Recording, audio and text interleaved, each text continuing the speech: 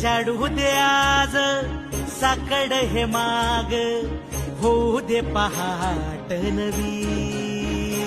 आता होऊन जाऊ दे साऱ्या जगाला पाहू दे, पडू दे पाऊल जरी काट पायाखाली साखळ्याला येऊ दे, पडू दे पाऊल. मोठी लढाई लढू मातीसाठी गड्या, मनगटाचं जोर लावून. दाटला जरी अंधार एकजूट होऊ आज, दिवा देऊ तेज धावलं.